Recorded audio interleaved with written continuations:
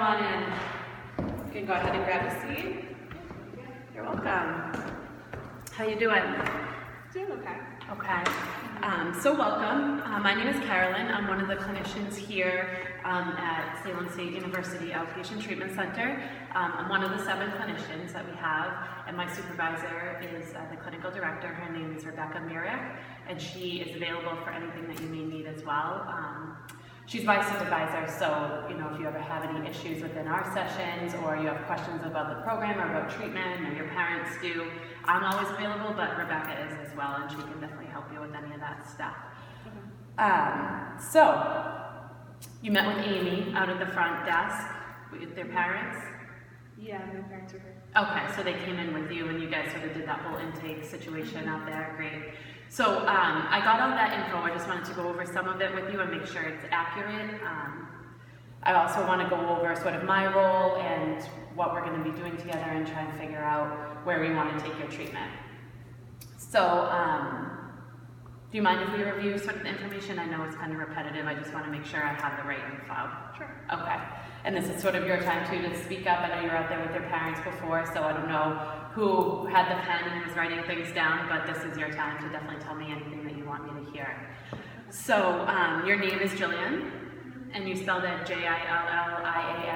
Yes. Okay, great. And your last name is Walden, Walden? Okay, great.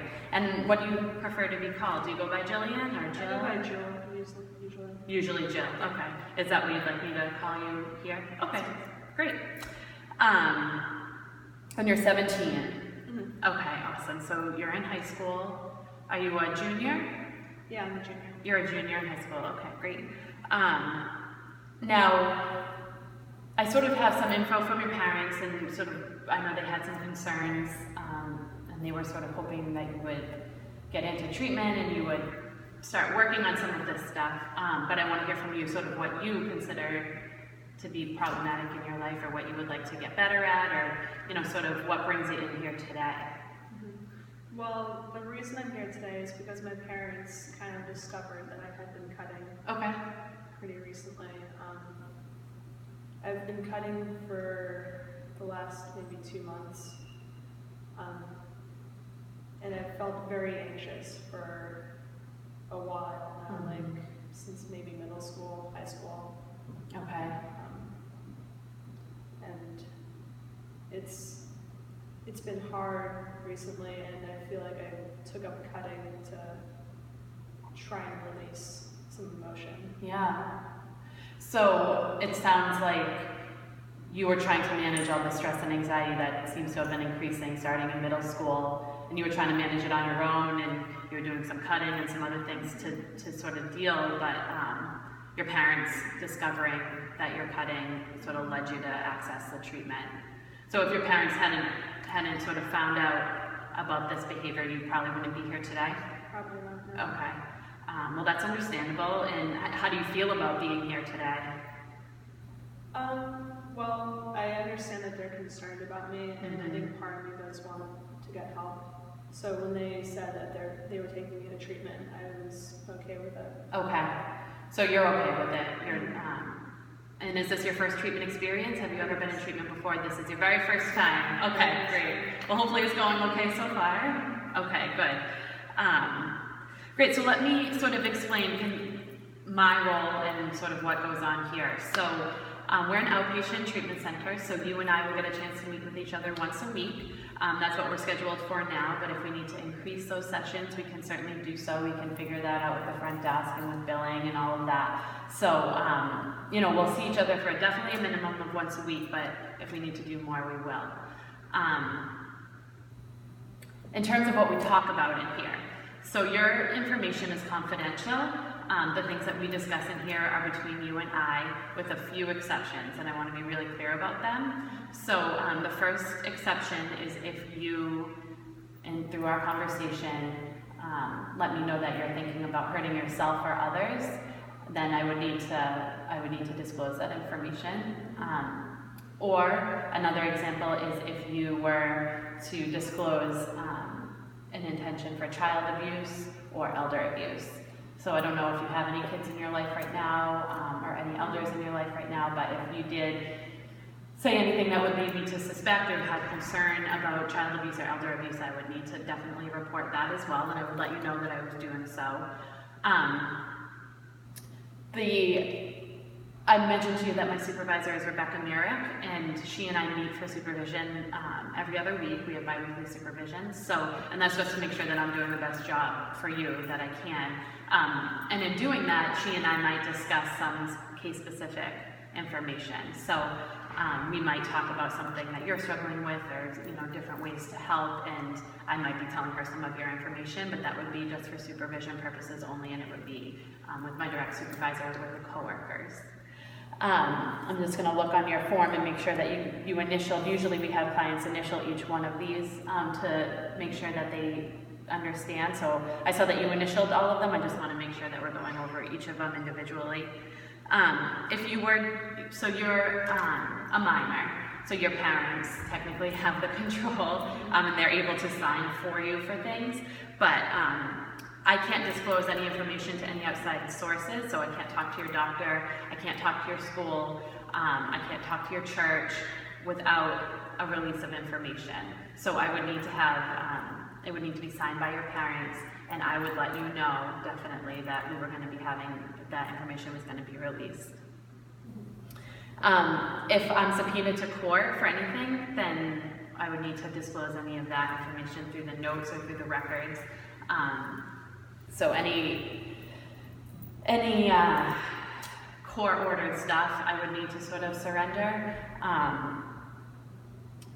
And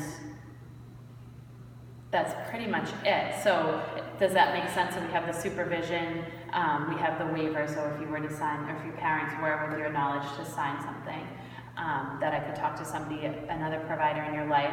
If you present a danger to yourself or others, or if we suspect child abuse or elder abuse, and any court-ordered information. And then on top of that, just because your parents are involved and because you're only 17, if I have any concerns about high-risk behaviors or something that I really feel like your parents need to know, I would need to disclose that to them. Does that all make sense? I know it's a lot of info in the first session. Okay, great. So I've been doing a lot of talking, sort of letting you know what goes on here. So we'll meet for 50-minute sessions once a week, and more if needed. And we'll meet here in my office, and you guys got here okay, and you know how to get there and all of that. Okay, great. So let me know what you're thinking. What are your expectations of treatment? Well, I think I want to learn how to manage my anxiety and just to feel less trapped and powerless in a way, because I feel like my parents can be very overbearing at times, and I feel like I don't have a say in some things that I want to have a say in. So your parents are very involved? Okay, and they always have been? Okay. More than I would like them to. More than you would like them to be, okay. And do you have any siblings? Who else is in the home? I have one older brother, no other siblings. Okay. He's in college right now. He's going into senior year, and he's like the poster child of perfection. And I think my parents want me to be like him in a way. Okay. Now, how much older is he than you? He's 4 or 5 years older. 4 or 5 years older. So would you say you guys grew up pretty close? We were pretty close back in like middle school, elementary school. Like I remember like being very close with him. But ever since he went to like high school, he started to distance himself a bit more. And then really when he went to college, I feel like I don't talk to him. Okay. So when he was in high school, you were in middle school. Am I making sense of that age difference? Okay. So around middle school, you guys started to sort of distance, and that was more on his part than yours. He was getting older, he had new friends, and yeah. Okay. Yeah, I don't think it was intentional trying to leave me behind. Okay. He just kind of went on with his life. Okay, but that's the way it felt, is that you were being left behind. Okay. And what's his relationship like with your parents? They get on perfectly well. Okay. My parents, like, he can do no wrong. He gets good grades. He is on the soccer team. He's clubs, like he does it all, and they love him. Okay, so he sounds like a pretty well-rounded guy, and he was sort of what your parents were hoping for. Okay. Now, how would you describe your relationship with your parents? I know that you said that you feel that they're too involved, and that you feel a bit suffocated by them and their involvement in your life. Would you say that would you say that your relationship is positive with them, or is it a little bit strained, or is it just really negative? I think I feel more strained from it than my parents think I am, because they suggest things to me. They suggest that I go into this field, for example. So, for example, they want me to go into business because they both went into business. My brother is going into business, and they expect me to do so as well. And they've always like kind of pushed for that throughout my life, and like having me do extracurricular activities, trying to build like that competitive edge. And the older I've gotten, excuse me, the more I've realized that I don't want to do business. I want to do like photography or graphic design or something. So something more creative. So you're not feeling comfortable in the positions that they're encouraging you to be in. So they want you to be over here being a competitive, go-getting business woman, and that's not where you feel comfortable. Okay. Do you feel comfortable in photography and in the more creative aspects? I do. I feel like I can be myself and express myself. Okay, great. So, okay. So, where are you at with your parents and letting them know this information? Is this something that we haven't even talked about with them? I haven't talked about them. Okay. To work with them at all. Like, Okay. the first thing that I think they realized something was wrong was when they found the cuts. Like, that's it. Okay. And how did they react when they found your injuries? They actually took it better than I thought they would. Okay. I thought they'd be really, really angry. Right. But I think my mom's sister actually committed suicide way back when. Like, I never knew my aunt. It was like when they were in college, I think. Okay. And the sister was in college. So I think she actually has an awareness of like mental health possibilities that I didn't really recognize her as having, because I never see that part of her. Right.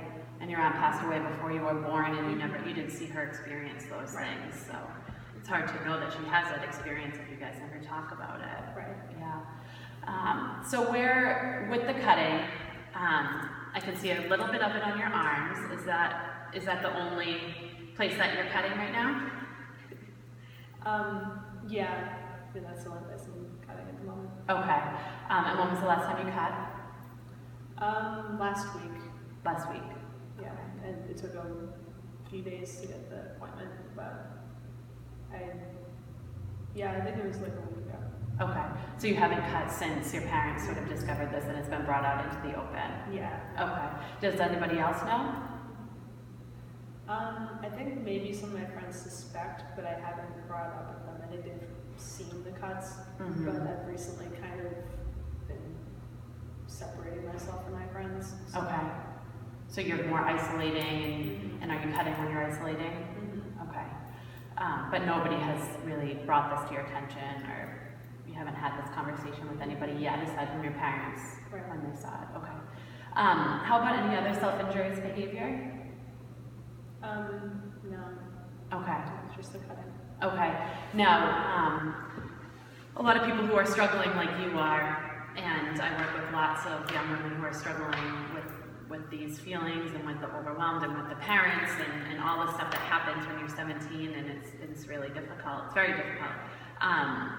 And a lot of times young women struggle with suicide, thoughts about suicide. Where are you at with that? I haven't really thought about it. Like, there are moments where it's like, maybe I would be better off gone, but I don't really think about it too much. It's just like a fleeting thought. Okay. Because I don't know if it's the expectations from my parents or just the thought, I don't want to die. Okay. So I think the cutting has just been more emotional release. An emotional release, okay. So, it sounds like in treatment here, we want to be working on healthier ways to release your emotions and to manage your anxiety.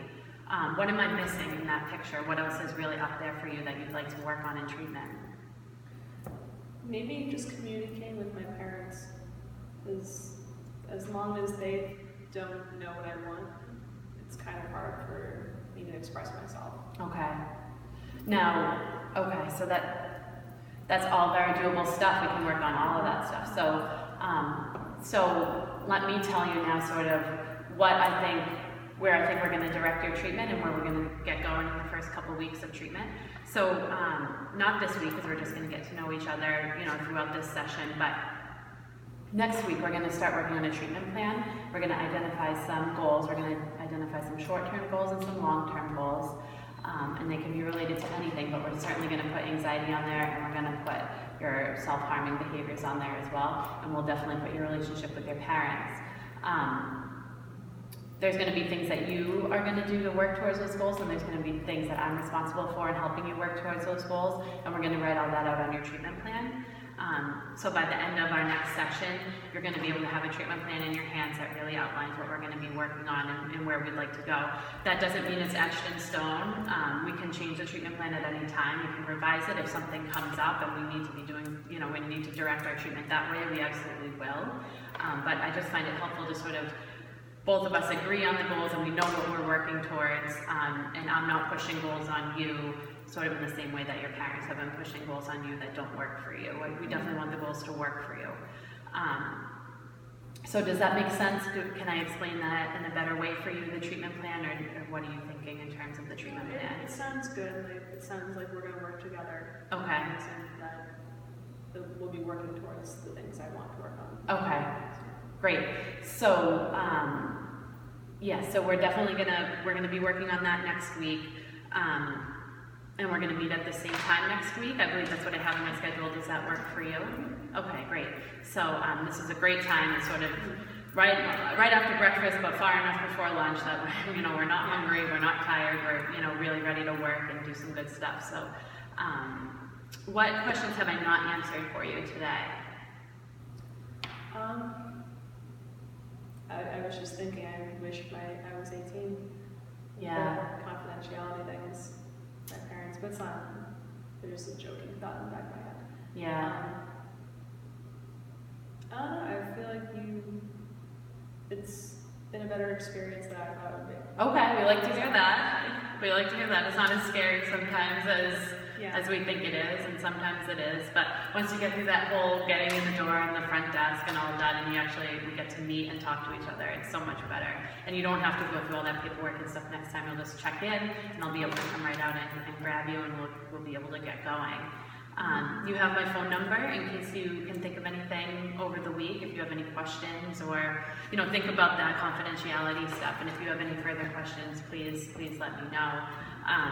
And don't feel like I'm going to be running to your parents to sort of tattle or tell on you or give them information. It's just that if there's a serious risk or really risky behaviors, I would need to let them know in order to keep you safe. Mm-hmm. Okay. Great. So I'll see you next week at this time. There's no homework this week, so don't worry. But if you do, throughout the week, think about some goals that you have, some short-term goals, some long-term goals. We can put anything on there. So. School stuff, we didn't even really get to the school stuff today. We more focused on your family because that seems like where the real meat of our issues are at this time. But we'll talk about school and we can do all that stuff.